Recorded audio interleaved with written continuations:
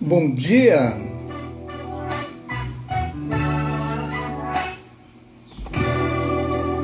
Despertando com Dharma. Bom dia, Ana Paula. Oi, Úrsula.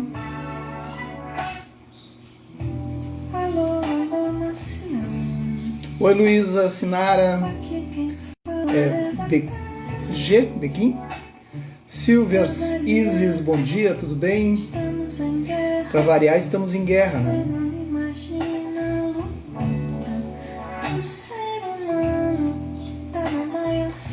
Oi, Marta, tudo bem? Essa é a versão da Lili, uma música que ficou consagrada pela Elis Regina também, né? Oi, Cris. Oi, Amanda. E aí a Lili dá essa nova roupagem assim, mais bacaninha, assim, mais pop. Oi, Fabiola. Oi, Jaque.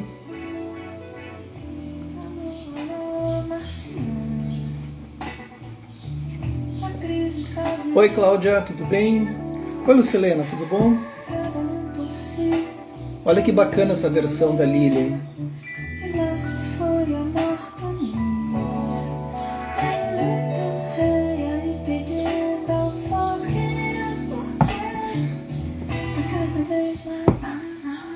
Bacana, né?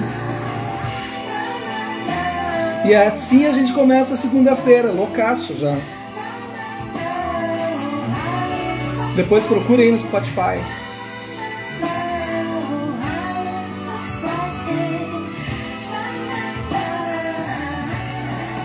Muito bem. São 6:30 da manhã e a gente já está nessa pilha. E aqui está chovendo em Lajeado, tá uma chuva só. Então vamos lá. Vamos devagarinho aqui.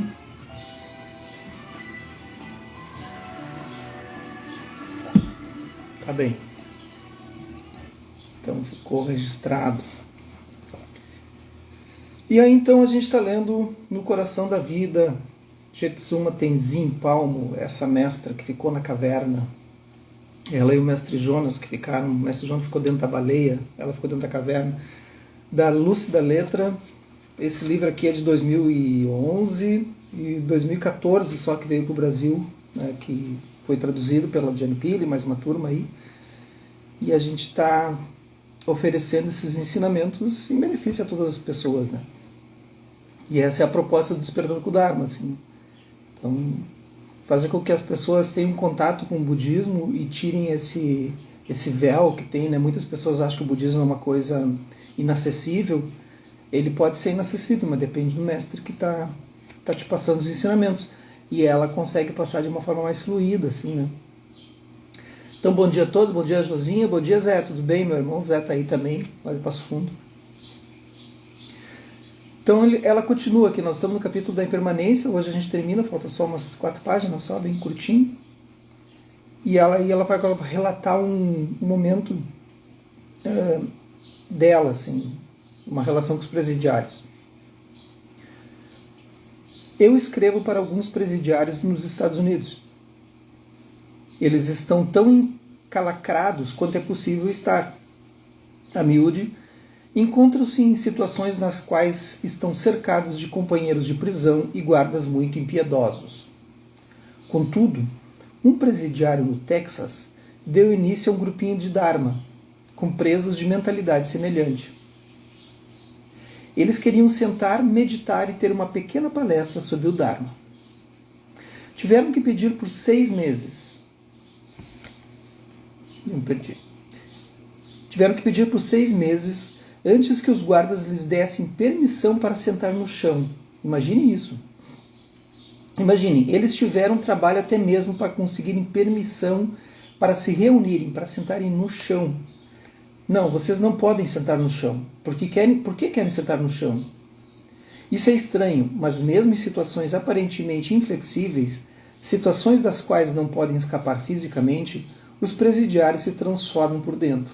Usam as circunstâncias muito adversas de modo sincero, para crescer, para aprofundar o entendimento, para expandir a compaixão, olhar o passado e ver onde erraram. Estão aprendendo como não cometer os mesmos erros no futuro. Ser humano é isso. É por isso que nossa vida humana é tão preciosa. Podemos fazer isso. E é por isso que não podemos desperdiçar a oportunidade sendo simplesmente estúpidos. Essa é uma ocasião em que podemos expandir a nós mesmos a passos largos, mesmo quando as coisas são muito adversas. Às vezes, especialmente quando as coisas são adversas. Então aqui é um super ensinamento, porque a gente está lembrando, lembra que ontem a gente falou da vida humana preciosa, rara, livre, com oportunidades, né? Então aí todo mundo que está aqui, de alguma forma, tem uma vida humana livre, porque pode fazer escolha de chegar, agora eu estou aqui, estou começando meu café, estou fazendo meu chimarrão, estou começando a escovar os dentes, sei lá, e eu posso ter um celular, eu posso ligar numa live e ouvir palavras que vão te gerar um bem-estar, de alguma maneira, né? Um conforto.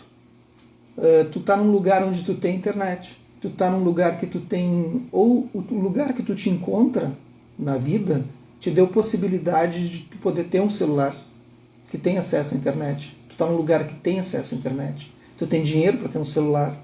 Tu tem dinheiro para manter as contas, para manter esse celular. Pensa, mas isso é fácil. Não, não é fácil. Tem gente que não consegue. Quem ganha menos do salário mínimo não consegue manter, é difícil. Vai ter um chipzinho ali de pré-pago, né? Então vai pensando nessas coisas assim, tem todas as condições, isso são as condições, né, as oportunidades que estão sendo dadas. Aí ela está narrando o pessoal que está lá na prisão. Ou a pessoa que está num local de guerra, né? Eu atendia por um tempo, enquanto ele estava lá, um pessoal do Médicos Sem Fronteira, quando eles estavam no Afeganistão, e muitas vezes, quando eles estavam sendo bombardeados, ele mandava o áudio assim, né, dizendo, nesse momento a gente está sendo bombardeado, as bombas estão caindo a 2 km daqui, está chegando perto do bunker onde a gente está. Isso não estou inventando, é verdade, né? E então ele pedia ajuda, como poder controlar isso, porque ele tinha uma equipe lá de mais de 50 pessoas que ele estava controlando, e que o pânico tinha sido tomado, né? E então essas são as condições. Ainda ele tinha um celular e coisa, mas que condições tu vai ter de ouvir o Dharma? Daí tu vai dizer assim, não, agora senta, respira, faz uma prática. Não existe isso. Agora são os ensinamentos mais profundos, né? Em que a gente vai falar da impermanência, vai falar da perda, vai falar de momentos que podem complicar. Mas nesses locais, como o Afeganistão, que está sempre em guerra, ou locais assim, já faz mais de 10 anos que estão em guerra, ou numa vila muito pobre, numa favela muito pobre, né? Esses locais que as pessoas não têm acesso. As pessoas que levantam de manhã agora, essa hora já estão no ônibus para ir trabalhar. E vão viajar mais 2 horas para chegar no emprego e trabalhar o dia inteiro e voltar por mais 3 horas de ônibus e aí chegar em casa e no final do mês ganhar R$1.000. E essa é a vida, né? Tu acha que essas pessoas vão parar para ouvir o Dharma, para ouvir alguém falar alguma coisa sobre isso? Não vão. É complicado. Então esse longo discurso, para vocês saberem que numa segunda-feira de manhã a gente já está dizendo, observem a vida humana rara, preciosa, livre, com oportunidade que vocês possuem e levem ela ao longo desse dia dessa maneira hoje, assim, olhando para cada coisa, olhando para a chuva que está aqui agora e não dizer, pô, que saco que está chovendo. Não, que bom que está chovendo. Tem sol, que bom que tem sol. Poder olhar para as coisas e agradecer as coisas que estão à sua volta. E não esperar sempre algo diferente do que está se apresentando. A gente tem que trabalhar com as coisas que acontecem. É assim que a gente tem que aplicar o Dharma. O Dharma é dessa maneira. O Dharma é tu aplicar as coisas como elas acontecem. É assim, dessa forma. Não diferente. Quando tudo vai bem, podemos ser levados a pensar que somos muito mais bacanas e evoluídos do que realmente somos. Quando todo mundo é agradável conosco, quando as circunstâncias vão bem, quando todos os nossos relacionamentos são amigáveis, é muito fácil pensar, sou uma pessoa basicamente bacana, está tudo bem. E estou cheio de bondade amorosa e de compaixão. Mas é quando as coisas não andam bem, quando as pessoas não fazem o que queremos, quando as coisas não saem conforme planejamos, é aí que aprendemos. É aí que realmente vemos em que pé estamos. O quanto a nossa compaixão se estende e o quanto a nossa paciência realmente existe. Quando as pessoas são más ou grosseiras conosco, ou nos enganam ou abandonam, temos a chance de enxergar isso. Isso está claro, né? Está óbvio, claro, está super explicado, né? Só que as pessoas fogem disso, né? Nós fugimos disso. Nós, seres humanos, fugimos da raiva, a gente foge dos momentos de tristeza e tudo mais. O budismo vai ensinar isso. Vai ensinar que tu tem que ficar junto desse momento de tristeza, desse momento de raiva e olhar para essa raiva, olhar para essa energia da raiva, né? Não fugir dela e não aumentar essa raiva também. Então há técnicas para isso. Precisamos dessas coisas, porque essas coisas são nossos mestres. Então, como sou eu quando tenho raiva? Como sou eu quando não tenho compaixão pelos outros? Como sou eu que estou completamente despreocupado e me lixando porque Manaus está sofrendo com perdas e não tem nem oxigênio, as pessoas estão morrendo pela falta do próprio ar que está aí, né? Então, como sou eu quando eu olho para isso e aquilo não afeta meu estado de compaixão, dizendo, não, mas isso é um problema deles. Não existe eles. Não existe eles. Existe um conjunto. É o interser, né? O budismo deixa muito claro isso, não só o budismo, mas o budismo ele não descobre isso. O budismo apenas apresenta isso. Isso é além da religião, é além dos estados de filosofia. Interser é um estado que existe, né? Então eu estou interconectado com todas as coisas. Quando tu achar que não está interconectado com todas as coisas, então eu vou pegar aqui, tem aí, sei lá, 25 pessoas, deve ter mais, porque tem um grupo que não aparece para mim na lista. Então, digamos que tem umas 40 pessoas aqui agora. E aí tenta imaginar assim, vocês não se conhecem, a maioria aqui não se conhece fisicamente, não se conhece nem pelo Instagram. Então imagine vocês assim, os antepassados de vocês, pega o X ali e a Y, né? E o Y e a X. E aí então comece assim a pensar nos antepassados, quando eles se conheceram, os pais, os avós, bisavós, tataravós, 1000 anos atrás, 2000 anos atrás, quando eles se cruzaram. Não precisa nem tão longe, 500 anos. Então eles se cruzaram. Vocês acham que em nenhum momento houve um cruzamento assim de choque, de relação entre as pessoas que estão aqui? Com certeza houve. Com certeza houve. A gente não nasceu agora, né? A gente já vem nascendo há muito tempo. E a gente não morre. Não existe as coisas não cessam. As coisas continuam. Se eu tomar essa água aqui agora, isso é água, né? Ela não deixou de ser água dentro de mim, mas ela vai ter uma outra transformação. Mas ela não deixou de existir. Ela vai continuar existindo, só que com outras formas. Ela continua. As coisas não perdem a sua existência. É impossível uma coisa perder a sua existência. Assim como é impossível uma coisa ser criada do nada. E fez-se isso. Não, isso não existe, né? Os elementos eles se compõem, né? E aí vão se surgindo. Então imagine isso. Essas inter-relações que nós temos, todos nós estamos interrelacionados. Então não existe essa coisa de eu, eles. Né? Isso aí é dualismo, isso aí é falta, isso aí é delusão no budismo, né? Quando tu não consegue perceber. Não é que precisamos sair atrás das experiências dolorosas ou de pessoas detestáveis. Elas virão até nós. E quando vierem, devemos ter uma mente capaz de absorver, entender, aceitar e usar isso. E não uma mente que tente fugir ou evitar, ou que simplesmente gere mais negatividade. Essa é a nossa oportunidade. Shantideva, um filósofo budista indiano do século XVII, do século VII, disse no Bodhicharyavatara, que é o modo de vida do Bodhisattva, né, aquele ser que está à disposição das pessoas, que esta terra é cheia de pedras e espinhos. É muito doloroso andar por ela. O que então devemos fazer?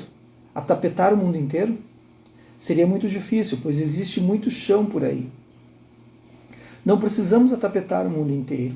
Temos apenas que colocar couro na sola de nossos pés, colocar sapatos e podemos caminhar por tudo.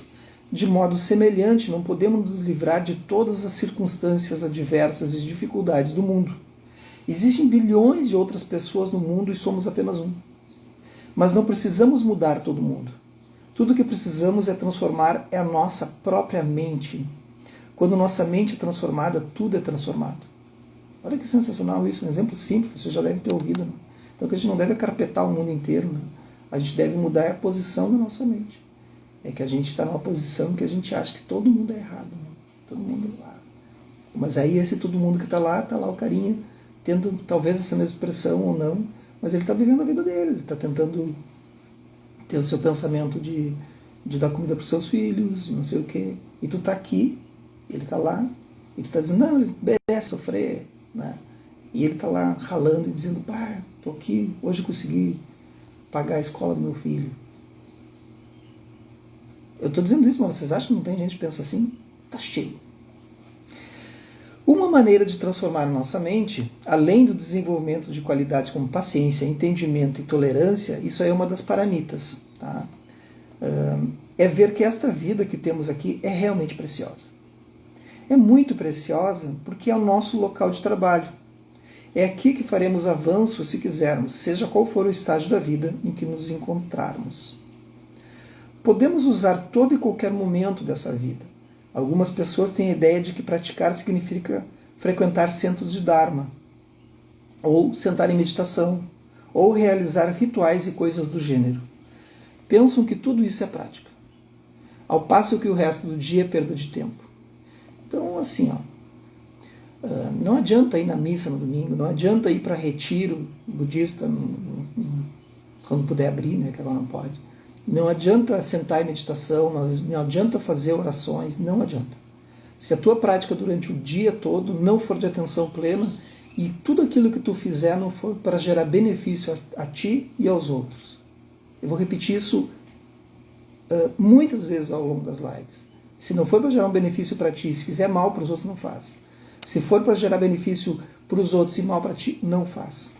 Tem que ser sempre benefício para ti e para os outros. Benefício, não tirar proveito, benefício. Né? Então não adianta tu fazer tua oração matinal, acender tuas velhinhas, acender teus incensos, rezar para o santo X e tal, né? E aí depois sair e começar a ter pensamentos ruins sobre as pessoas, querer que as pessoas... Como tá aí, né? Tem uma onda aí que tá complicado, assim, né? Essa situação. Não vou entrar em detalhes porque... Né? Pode gerar uma situação política meio complicada. Mas tá estranho, né? Tá estranho. Então, quando houver maldade, alguma coisa está errada. Tem que ter ética. Tem que ter ética. E não está tendo ética. Não está tendo compaixão, não está tendo amor, não está tendo bondade amorosa. Esse estado atual que estamos passando no Brasil é de totalmente sombrio. Totalmente sombrio. É aquilo que não... Mas é um karma que amadureceu, né? Um karma coletivo. E aqueles que conseguirem ver isso dessa forma amorosa vão sair disso muito fortalecidos. Acreditem, isso não é natural. Isso não é a parte da luz do ser humano. Essa é a parte da sombra do ser humano. Tá? Isso não é político. Isso é ético. Isso é sobre amor, sobre compaixão. Não tem nada a ver com política. Política é outra coisa. As pessoas pensam que existe uma enorme divisão e muitas vezes se desesperam achando que a família e os filhos são obstáculos que as afastam da vida espiritual. Todavia, o fato é que, especialmente hoje em dia, temos que aceitar a situação em que estamos e usá-la como nosso caminho espiritual. Claro que meditação é muito importante, mas não é o único meio necessário para se tornar um ser iluminado. Precisamos desenvolver um coração realmente aberto, um coração generoso, um coração receptivo e paciente. Temos que ter uma conduta ética muito clara, viver neste mundo de uma forma que jamais causemos danos aos outros de jeito algum, nem danos a nós mesmos. Vocês acham que a situação que está causando coisa boa para as pessoas ou está causando danos? Devemos viver uma vida muito inofensiva, não pensando apenas em nós, mas cuidando dos outros, de modo que ao encontrar cada ser, nosso primeiro sentimento seja que você possa ficar bem e ser feliz. Não importa se é alguém que conhecemos ou não, ou mesmo alguém de que não gostamos. Que você possa ficar bem e ser feliz. Todos nós podemos gerar essa sensação de boa vontade. Se a gerarmos, lentamente tudo o que fazemos na vida é transformado em prática. Temos esta vida, é o que temos. Como vamos usá-la? Vamos usá-la de modo hábil ou vamos apenas desperdiçá-la? Depende de nós. Não podemos culpar a nossa família, os nossos amigos, nossos pais, a nossa criação, a nossa condição social ou o governo. Depende de nós. Felicidade e infelicidade depende do próprio indivíduo. O que fazemos com as circunstâncias que encontramos depende de nós. Por exemplo, mesmo que tenhamos uma doença que ameace a vida seriamente, temos uma escolha. Podemos entrar em desespero, frustração e raiva totais. Ou podemos dizer, bem, que maravilhosa oportunidade que isso me dá de perceber que somos todos finitos. que todos nós vamos morrer. Então, o que é importante e o que não é importante na vida? Essa doença me dá a oportunidade de arrumar meus relacionamentos, amarrar pontas soltas e também de focar no que realmente é importante para mim. Em vez de ficar com raiva da doença, a pessoa pode sentir-se quase grata, pode usar a doença, pode usar qualquer coisa. Cada um de nós é responsável pela sua própria vida e por ajudar a oferecer amor e entendimento àqueles que estão mais próximos. Nossa família, nossos filhos, nossos parceiros, nossos pais. Eles são a nossa prática, não são um obstáculo à nossa prática. São eles que necessitam de nossa bondade amorosa, de nossa compaixão, de nossa paciência, de nosso esforço jubiloso, de nossa sabedoria. Não é muito difícil sentar e meditar sobre bondade amorosa e compaixão por todos aqueles seres sencientes lá fora, em algum lugar do horizonte. Mas os seres sencientes, por quem realmente temos que gerar bondade amorosa e compaixão, são os que estão bem diante de nós, em especial aqueles por quem somos mais karmicamente responsáveis. Eles são objetos de nossa prática. Eu sempre digo, não adianta querer fazer vaquinha para salvar as baleias lá, não sei de onde, se tu não cuida nem da pessoa que está do teu lado. Ponto. Aqui, ó, junto. Nossa vida cotidiana é a nossa vida espiritual. E espiritual não significa religião, vocês entendem isso? É uma relação ética com as coisas, com as plantas, com os animais, com as pessoas. Não precisa nem envolver religião. Zero religião, zero. Tá? Isso não diminui as religiões. Só que não precisa. A relação, se tu tem ética, se tu consegue ver o outro como o outro sendo tu, e o outro é tu, porque é tu espelhado, né? Tu olha para o outro e vê que ele também está tentando fazer alguma coisa, né, para sobreviver a esta vida maluca que é, tu olha para o outro com amor e bondade. E a partir desse momento tu não faz coisas, gestos que vá prejudicá-lo. Isso não existe, gente. Como assim? É um pai de família que está lá, uma mãe de família. Do contrário, nossa vida cotidiana é a nossa vida espiritual. Se temos percepção para sermos capazes de usar a nossa vida cotidiana como prática, então nossa vida tem sentido. Do contrário, passam-se os dias em permanência, como sabemos, momento a momento, dia após dia, ano após ano, e de repente lá estamos, cara a cara com a morte. E o que fizemos? Não sabemos quando vamos morrer. Cada respiração pode ser a última. Não sabemos. Quando acordamos de manhã, deveremos dizer: que incrível não ter morrido durante a noite. Quando vamos dormir à noite, deveríamos dizer: que incrível que durei todo esse dia e ainda não morri. Quem sabe quando vamos morrer? Honestamente, ninguém sabe. Toda essa gente morta em acidente de estrada. Será que pensaram que iriam morrer? A morte chega, independentemente da idade ou do sucesso de cada um. Certa vez, quando eu estava em minha caverna, houve uma nevasca forte, feroz, e nevou e a neve entrou. A nevasca caiu forte, durante 7 dias e 7 noites. Para quem leu A Caverna da Neve comigo, lembra dessa história, né? A caverna ficou completamente coberta. Quando abri a janela, havia apenas um lençol de gelo. Quando abri a porta, havia um lençol de gelo. As portas e as janelas abriam para dentro. Ela fez isso de propósito. É o fim, porque a caverna era muito pequena e com certeza eu ficaria sem oxigênio e morreria. De modo que me preparei toda. Peguei aquelas pílulazinhas que você deve tomar na hora da morte. Os tibetanos preparam uma pílula ao longo da vida para tomar na hora da morte.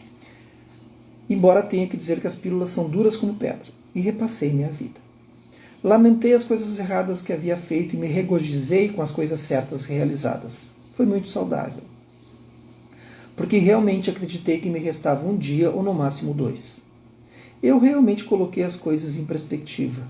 O que era importante e o que não era importante. Normalmente a nossa mente está cheia de tagarelice incessante.